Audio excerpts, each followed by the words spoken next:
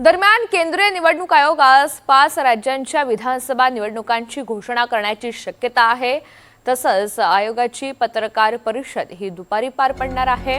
आयोगाच्या पत्रकार परिषदेवर मात्र संजय राऊतांनी जोरदार टीका केली आहे। निवडणूक आयोगानं भारतीय जनता पक्षाच्या कार्यालयात प्रेस कॉन्फरन्स घ्यायला पाहिजे असा टोला त्यांनी लगावला, तर भाजपचे प्रवक्ते नवनाथ बन यांनी मात्र त्यांना जोरदार प्रत्युत्तर दिलंय।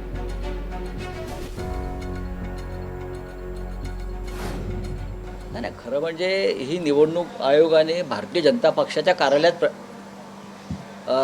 प्रेस कॉन्फरन्स घ्यायला पाहिजे। आताचा जो निवडणूक आयोग आहे ज्ञानेश कुमारांच्या नेतृत्वाखालचा, त्याच्याविरुद्ध आम्ही इम्पीचमेंट मोशन आणलेलं आहे, अविश्वास ठराव आणलेला आहे। त्यांच्यावर त्या देशाचा विश्वास नाही आहे, ते भारतीय जनता पक्षाचे हस्तक म्हणून काम करत आहेत। त्याच्यामुळे त्यांची पत्रकार परिषद ही दिल्लीमध्ये भारतीय जनता पक्षाच्या कार्यालयात होणं हे त्यांच्यासाठी सोयीचं आहे। आणि नक्कीच आम्ही एकत्र राहून काम करू। आता केरळमध्ये आम्ही एकत्र आहोत सगळे।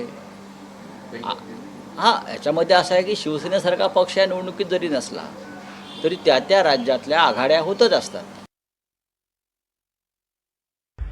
जनाब संजय राऊत, तुमचा निवडणूक आयोगावर विश्वास नाही, तुमचा इथल्या कोर्टावर विश्वास नाही, तुमचा संविधानावर विश्वास नाही, तुमचा सरकारवर विश्वास नाही आणि तुमचा जनतेवरही विश्वास नाही आणि जनतेचा तुमच्यावर विश्वास नाही।